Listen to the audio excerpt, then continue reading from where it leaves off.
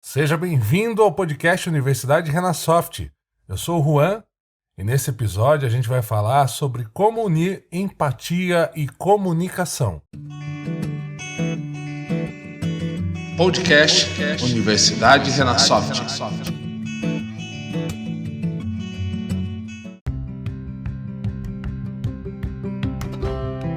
Oi, seja muito bem-vindo ao podcast Universidade Renasoft e este aqui é o nosso último episódio da série sobre empatia e vamos juntar nesse episódio aqui as questões de empatia com comunicação. Uma pesquisa realizada pela Google até 2015 chamada Projeto Aristóteles identificou que suas equipes precisavam de segurança psicológica. E essa segurança psicológica ela é entendida e aplicada através da possibilidade de um colaborador conseguir falar sobre os seus sentimentos e suas percepções sem ter maiores problemas em relação a isso. Então, se percebeu que era então necessário juntar empatia e comunicação. Para isso, nós temos ferramenta, nós temos fundamentações que podem nos ajudar a praticar a empatia através da comunicação ou utilizar conceitos da empatia na comunicação. O psicólogo americano Marshall Rosenberg criou então alguns passos para a junção desses dois itens, chamado, ou melhor, que ele chamou de comunicação não violenta. A comunicação não violenta é uma forma, então, da gente conseguir esquematizar ou organizar uma comunicação, um processo comunicativo, utilizando os conceitos da empatia, para que a gente possa fortalecer os laços entre as pessoas e não um rompimento. Essa é a grande busca, com que a gente consiga fortalecer esses laços através da empatia e se comunicar desta forma vai fazer com que você consiga melhorar esses laços. Quando nós temos ali algum conflito, alguma dificuldade, alguma coisa que o outro não nos atende ou que nós achamos que não estamos sendo atendidos, temos muitas vezes a tendência neste conflito a gerar ali uma separação, uma animosidade, algo não positivo quando vamos nos comunicar com essa outra pessoa. E é justamente nesse ponto que toca a comunicação não violenta.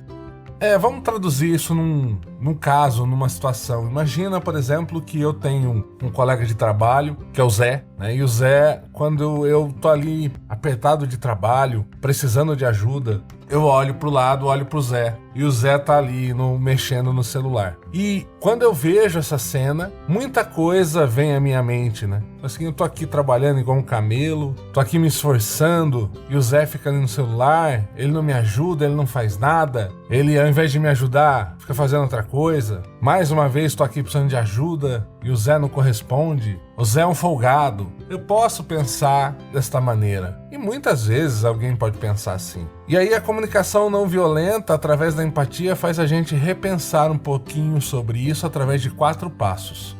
O primeiro passo é da observação sem julgamento. Então eu vou olhar e tentar determinar os fatos sem julgar. Eu vou olhar efetivamente o que está acontecendo sem entrar em nenhum processo de julgamento. Então, no caso, né, nessa situação que eu coloquei, o que seria ali olhar então sem julgar? Eu olhar e falar assim, poxa, realmente eu tô aqui precisando de ajuda, estou precisando de ajuda, é um fato. O Zé não me ajudou, não está me ajudando. Outro fato. O Zé estava no celular. Terceiro fato. São fatos. Eu não vou entrar no julgamento aqui, no mérito ou na criação de que o Zé é um folgado, de que ele nunca me ajuda, de que ele só tá ali cumprindo tabela, né, no trabalho. Esse julgamento tem que ficar fora. Porque se eu parto por processo de julgamento, eu não consigo estabelecer uma conexão com o Zé. Eu já vou condená-lo antes mesmo de qualquer coisa. Então, nesta situação, o mais correto que seria então que eu só analisasse os fatos. E os fatos seriam esses. O segundo processo para se ter uma comunicação não violenta é o dos sentimentos. Então eu vou olhar e vou perceber o que aquele fato efetivamente disparou de sentimentos em mim. Quais foram os sentimentos que foram despertados a partir daquele fato, sem terceirizar isso a outra pessoa. Então, voltando mais uma vez ao nosso caso, Digamos que eu tenha ficado frustrado, irritado, bravo, quando eu preciso dessa ajuda e eu olho pro Zé e o Zé não tá ali me ajudando. E aí eu vou perceber isso dentro de mim para poder tratar esses sentimentos dentro de mim. Não deixar com que esses sentimentos, através do equilíbrio emocional, não deixar com que esses sentimentos falem mais alto no momento da minha comunicação com ele. Talvez ele tenha sido o gatilho, mas isso foi despertado dentro de mim. Quem tem que trabalhar com isso e cuidar disso sou eu, não é ele. Então eu não tenho e não posso despejar os meus sentimentos sobre ele. E assim a gente faz o segundo passo da comunicação não violenta. Identifiquei os fatos, analisei os sentimentos e, através do equilíbrio emocional, vou trabalhar isso dentro de mim.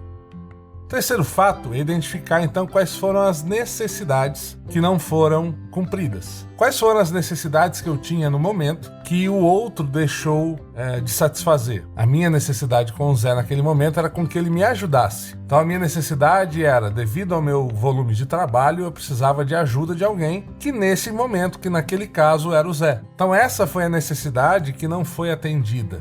A grande necessidade, inclusive, que eu precisava terminar o meu trabalho, eu estava exacerbado e eu precisava terminar, não estava dando conta sozinho e eu precisava da ajuda de alguém, que naquele momento era o Zé.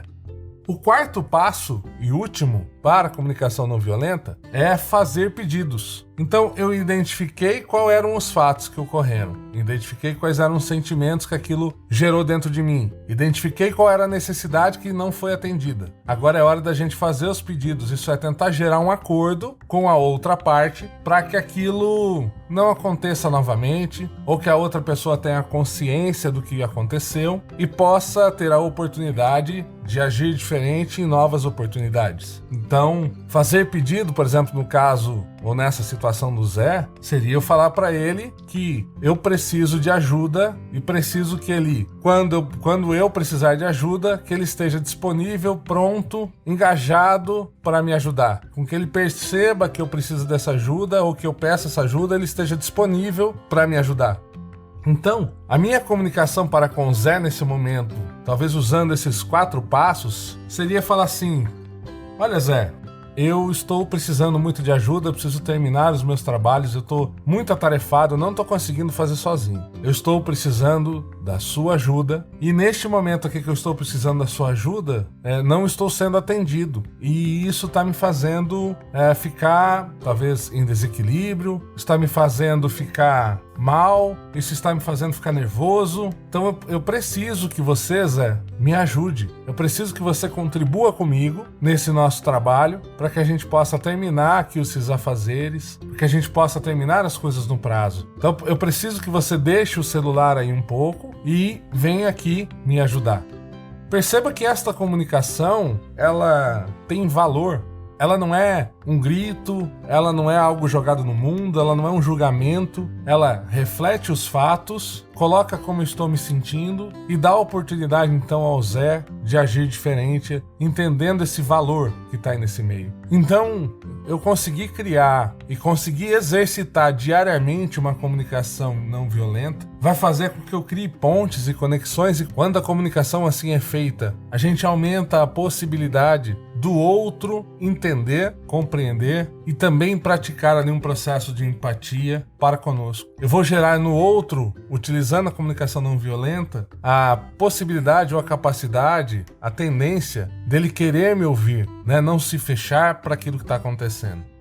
Então, juntando empatia com comunicação, a gente pode usar esses 4 passos da comunicação não violenta para trabalhar em cima desses conflitos, trabalhar em cima dessas dificuldades que todos nós temos no dia a dia. É claro que aqui eu utilizei um exemplo empresa, mas a comunicação não violenta pode e deve ser usada nas relações sociais de amizade, de relacionamentos amorosos, familiares, não importa. É uma prática que a gente pode considerar para utilizar em todos os momentos da vida.